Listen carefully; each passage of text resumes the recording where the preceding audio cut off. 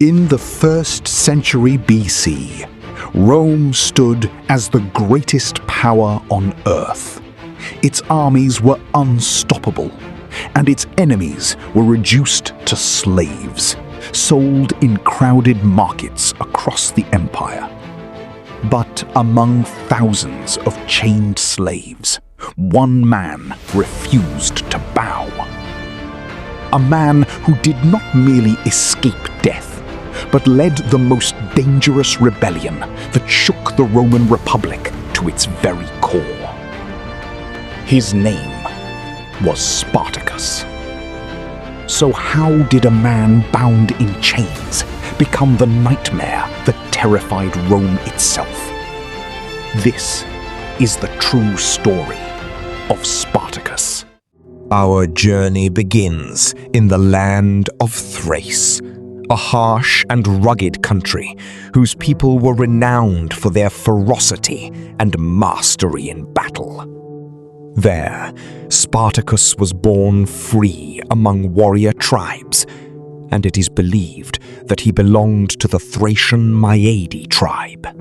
Spartacus was not merely an ignorant slave who happened to pick up a sword.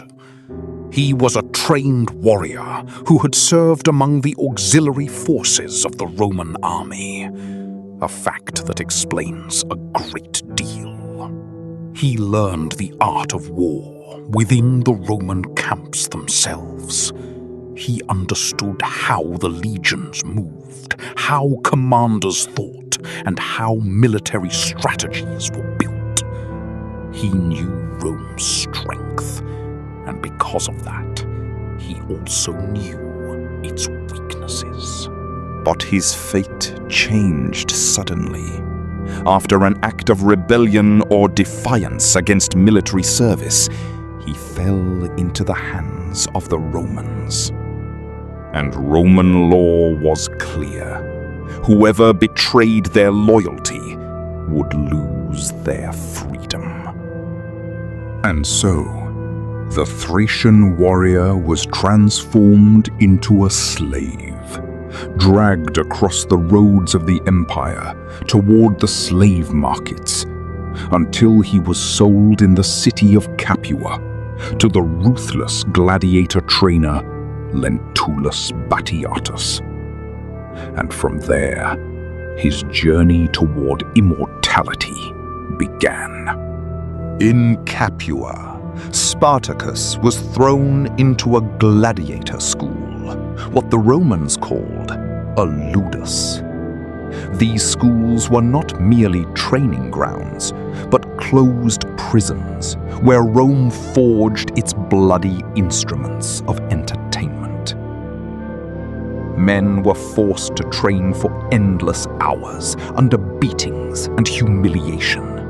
They were fed special diets to build their bodies, not out of mercy, but to keep them alive longer inside the arena. The Roman crowds loved the sight of blood, and to them, a gladiator was nothing more than a spectacle for entertainment. There, Spartacus began his life as a fighter within the Roman arenas. He was forced to master many forms of combat: the short sword, the spear, the heavy shield, and even brutal dueling styles designed not to save a fighter's life, but to entertain the crowds. And every battle inside the arena carried the very real possibility of death. At first, Spartacus was merely another slave among dozens of men waiting for their turn to fight. But something set him apart.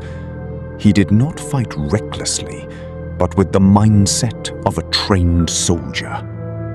He studied his opponents carefully, learned from the mistakes of others, and quickly realized that survival in the arena depended not only on strength, but on patience, discipline, and understanding the fear of one's enemy. As time passed, his name began to draw the attention of both trainers and crowds alike. He won battles that everyone expected him to lose, not merely because of his physical strength, but because of his strange calmness in the midst of chaos. But behind that outward success, Spartacus was living through a bitter inner struggle. For every victory inside the arena meant one more day of slavery. And every cheer from the crowds reminded him that he had become nothing more than entertainment for a world that no longer saw him as human. There, Spartacus watched his fellow fighters being driven toward death beneath the roaring screams of the spectators. And he realized something terrifying. His own end was not far away. During the long nights inside the cells of Capua, Spartacus did not fear death as much as he feared dying without meaning. Little by little, he began whispering into the ears of his fellow fighters. He turned their despair into anger, and their fear into a burning desire for freedom. In 73 BC, the decisive moment had finally arrived. The plan was for 200 gladiators to escape. But the eye of betrayal was watching them, and the plot was discovered just moments before it began. Spartacus did not wait. With only the men who stood beside him, just 78 fighters, he chose to launch what seemed like a suicidal assault. They had no swords, so they stormed the school's kitchen and seized knives, cleavers, and heavy iron skewers. With these crude weapons, and driven by sheer desperation, they carved their way through the heavily armed guards of Capua. The rebel group settled atop Mount Vesuvius.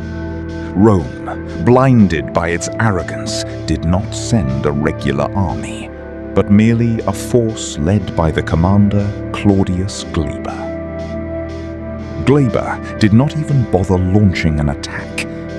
Instead, he sealed the only path leading to the summit and waited for hunger to destroy the rebels. But Spartacus turned the balance with a brilliant maneuver. He ordered his men to weave wild grapevines into strong ropes and ladders, and under the cover of night, the fighters descended the towering rocky cliffs the Romans had believed were impossible to cross. The slaves descended, circled around the Roman camp, and struck the soldiers while they slept. It was a horrifying massacre that ended with the complete destruction of the Roman force as the rebels seized their weapons and shields. That battle became the birth of Spartacus's army, a force that Rome could no longer afford to underestimate. After the defeat of Glaber, the name of Spartacus spread like wildfire. Thousands of slaves fled from the greater states, joined by shepherds and outcasts, until the rebel army grew to an enormous size. Some ancient accounts even suggest that the followers of Spartacus may have exceeded 100,000 people, fighters and followers alike. This was no chaotic mob. Spartacus trained his men in disciplined warfare and organized them into military units. Spartacus defeated multiple Roman armies, until even the Roman Senate trembled before the threat of the rebellion. And yet, it seems that Spartacus was never truly seeking to destroy Rome itself, despite how some modern works portray him. Most likely, his goal was to leave Italy through the Alps and give his men the chance to return to their homelands as free men. But the curse of victory had begun to haunt him. his commanders became divided, most notably Crixus, who was seduced by plunder and wished to remain in Italy to continue taking revenge on the Romans.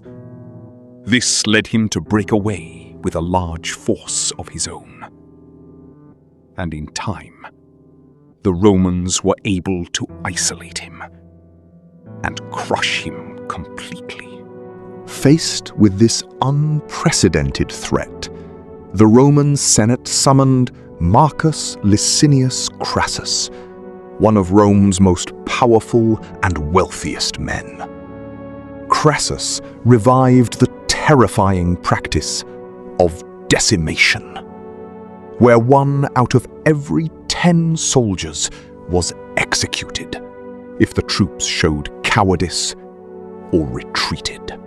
With such ruthless discipline, he restored order within the Roman army, then began tightening the noose around Spartacus in southern Italy, constructing a massive wall and deep trench to completely isolate the rebels. The siege was suffocating.